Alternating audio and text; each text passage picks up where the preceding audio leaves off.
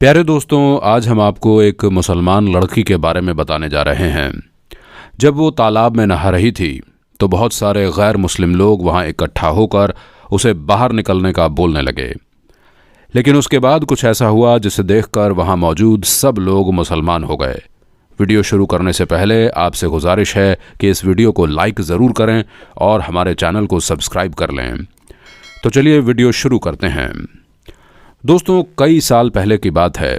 एक राजा अपने सिपाहियों के साथ कहीं जा रहा था। वो राजा मुसलमान नहीं था। उस वक्त बहुत गर्मी थी और गर्मी की वजह से उसे नहाने की हाजत महसूस हुई।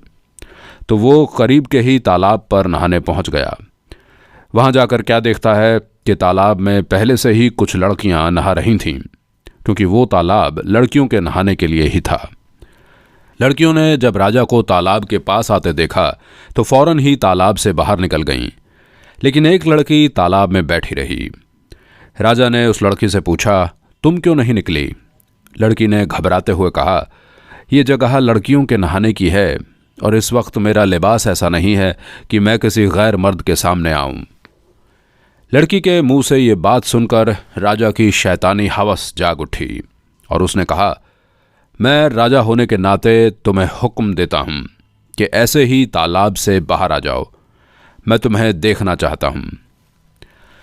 लड़की उसका हुक्म सुनकर परेशान हो गई और बोली, रहम करें, मैं मुसलमान हूं, मेरे मजहब में पर्दा है। आपको खुदा का वास्ता यहां से चले जाएं। ये जगह लड़कियों के नहाने की है, इसलिए मैं यहां नहाने आ गई, वरना नहीं आती। राजा ने गौर किया कि जो लड़की तालाब में है वो इन सब लड़कियों में से सबसे ज़्यादा खूबसूरत है। उसने कहा, तुम अभी मेरे सामने बाहर आ जाओ। अगर तुम मुझे पसंद आ गई तो मैं तुम्हें महल में ले चलूँगा और अपनी कनीज़ बनाऊँगा। लड़की ने देखा कि राजा किसी सूरत जान छोड़ने को तैयार नहीं है, तो चालाकी से काम लेना चाहिए और अपनी इज्जत बचानी चाहिए। लड़की ने राजा से कहा, मैं बाहर तो आ जाऊँ, लेकिन यहाँ पर मेरी सहेलियाँ भी हैं और आपके सिपाही भी। मुझे ऐसी हालत में देख लेंगे तो मैं राजा के लायक नहीं रहूँगी। अगर आप मुझे जाने दें तो कल मैं खुद आपके दरबार में हाजिर हो जाऊंगी। लड़की की बात राजा के दिल को लगी और वो सिपाहियों को लेकर वहां से चला गया।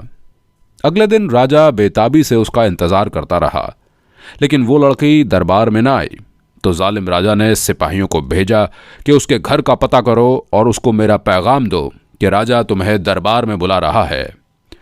सिपाही चले गए और वापस आकर बताया कि वो मुसलमान सुनार की बेटी है। हम आपका पैगाम बाप बेटी तक पहुंचा आए हैं। राजा दूसरे दिन भी इंतज़ार करता रहा, लेकिन लड़की ना आई। राजा को बहुत गुस्सा आया। उसकी बेचैनी बढ़ती जा रही थी।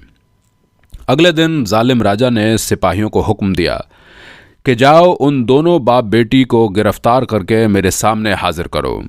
सिपाही फौरन रवाना हुए और वो सुनार के घर जा पहुंचे, मगर आगे के दरवाजे पर ताला लटका हुआ था। लोगों से पूछने पर पता चला कि वो तो कल रात ही घर छोड़कर चले गए हैं। जब इस बात का इल्म जालिम राजा को हुआ तो वो गुस्से से पागल हो गया। उसने सिपाहियों को हर जगह दौड़ाया, मगर उस लड़की और उसके बाप का कुछ भी पता न चल सका। फिर उसने सल्तनत में ऐलान करवा दिया कि जो उस सुनार और उसकी बेटी का पता बताएगा उसे 1 किलो सोना इनाम दिया जाएगा। लेकिन फिर भी कुछ हासिल ना हुआ। लड़की का कोई पता न चल सका। तो उसने अपने साथ वाले इलाकों के राजाओं को ख़त लिखा और उस लड़की और उसके बाप को ढूंढने की दरख्वास्त करके मदद मांगी। लेकिन वहाँ भी कुछ पता न चला। ऐसा लगता था जैसे उस लड़की को ज़मीन निगल गई हो या आसमान खा गया हो। एक रात वो जालिम राजा सोया हुआ था तो उसको एक ख्वाब आया जिसमें दरिया के किनारे एक झोंपड़ी नजर आई। राजा झोंपड़ी को देखकर हैरान होता है कि ये इस वीराने में किसकी झोंपड़ी है। ये देखने के लिए राजा उस झोंपड़ी के पास गया और अंदर दाखिल हो गया तो उसे एक दाढ़ी वाले बुजुर्ग नजर आए। उन बुजुर्ग के साथ एक लड़की बैठी हुई थी। इससे पहले कि राजा लड़की की शक्ल देखता उसकी आंख खुल गई। राजा समझ गया ये वही बाप बेटी थे जो उस झोंपड़ी में छुपे हुए थे। वो उस इलाके को जानता था। अगली सुबह उसने सिपाहियों का दस्ता तैयार किया और सीधा दरिया के किनारे उसी जगह पहुंच गया जो उसके ख्वाब में नजर आई थी। झोंपड़ी के पास पहुंचकर उसने सिपाहियों को वहीं रुकने का हुक्म दिया और खुद झोंपड़ी के अंदर चला गया। वहां क्या देखता है कि एक कमज़ोर सी दिखने वाली बीमार लड़की सो रही है और वहीं पर जानामाज पर बैठा वही सफ़ेद दाढ़ी वाला आदमी दुआ कर रहा है कि ऐ मेरे पालने वाले रब, हम कब तक जालिम राजा से छुपते रहेंगे जो चंद लम्हों के लुत्फ़ के खातिर मेरी नादान बच्ची की इज्जत ख़राब करना चाहता है और जहन्नुम की आग खुद पर वाजिब करना चाहता है। या अल्लाह, उसको हिदायत फरमा, उसके दिल में अपनी मोहब्बत पैदा कर कि उसके लोग उससे डर कर ना रहें बल्कि उसके होते हुए खुद को महफूज जाने। उसको इज्जत लूटने वाला नहीं बल्कि इज्जत बचाने वाला कर दे।